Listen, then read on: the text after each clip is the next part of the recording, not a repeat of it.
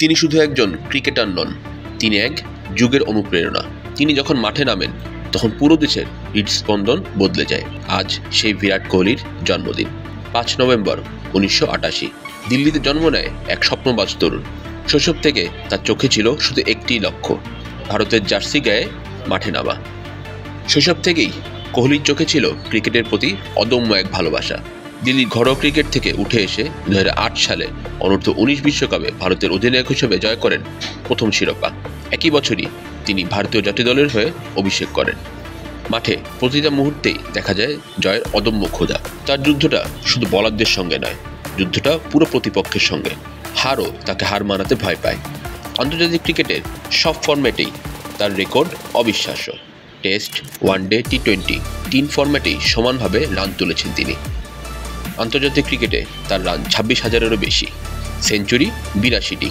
এর মধ্যে টেস্টে রয়েছে 30টি, ওয়ানডেতে 51টি, টি-20তে 1টি।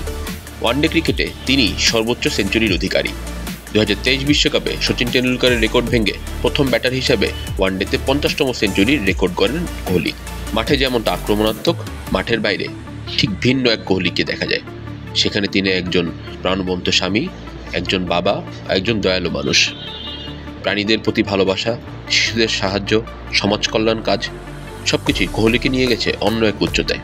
কোহলি আত্মবিশ্বাসের প্রতীক, পরিশ্রমের প্রতীক, কখনোই হালনা ছাড়ার মানসিকতার প্রতীক।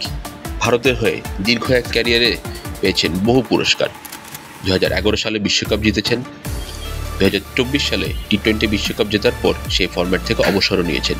কিছুদিন আগে বিদায় বলেছেন টেস্ট ক্রিকেটকে। ভারতের জাতীয় দলের হয়ে কোহলির এখন একটাই লক্ষ্য, 2027 বিশ্বকাপে নিজের শেষ শিরোপা জিতে ভারতকে বিদায় বলা। মাঠের বাইরে কোহলি পেয়েছেন বেশ কয়েকটি পুরস্কার। এর ভিতর সবচেয়ে বড় পুরস্কার পেয়েছেন 2018 সালে। রাজীব গান্ধী খেল রত্ন পুরস্কার জিতেছিলেন তিনি।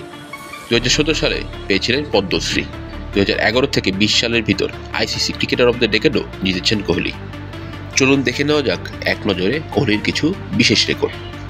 কোহলি হলেন একমাত্র ভারতীয় খেলোয়াড় যিনি একদিনের আন্তর্জাতিক ক্রিকেটে 1000, 5000 ও 12,000 রানের মাইলফলক স্পর্শ করেছেন দ্রুততম সময়ে।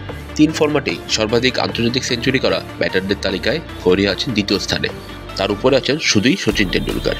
আইপিএলের ইতিহাসে মাত্র একবার নিলামে ওঠা বিরল ক্রিকেটারদের মধ্যে কোহলি একজন। কোহলি প্রথম ব্যাটসম্যান যিনি টানা 4টি সিরিজে ডাবল সেঞ্চুরি করেছেন। কোহলি সবসময় 18 নম্বর জার্সি পরে খেলেন, কারণ ওই তারিখেই তার বাবা মারা গিয়েছিলেন। অধিনায়ক হিসেবেও দারুণ সফল কোহলি।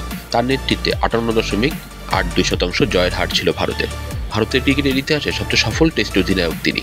কোহলি একমাত্র ভারতীয় ক্রিকেটার যিনি তার বিশ্বকাপ অভিষেকে সেঞ্চুরি করেছিলেন। 2011 সালের বিশ্বকাপে বাংলাদেশের বিপক্ষে সেই ম্যাচে সেঞ্চুরি করে রেকর্ড বুকে নাম লিখিয়েছিলেন তিনি। কোহলি একমাত্র এশিয়ান অধিনায়ক যিনি ইংল্যান্ড, অস্ট্রেলিয়া ও দক্ষিণ আফ্রিকায় টেস্ট জয় করেছেন। আজ 37 বছরে পা দিলেন কোহলি। ক্যারিয়ারের একেবারেই সায়ান্নে আছেন তিনি। খুব সম্ভবত 2027 বিশ্বকাপ খেলেই ক্রিকেটকে বিদায় বলবেন তিনি। কোহলিকে পারবেন তার শেষটা বিশ্বকাপ জিতে রাঙাতে?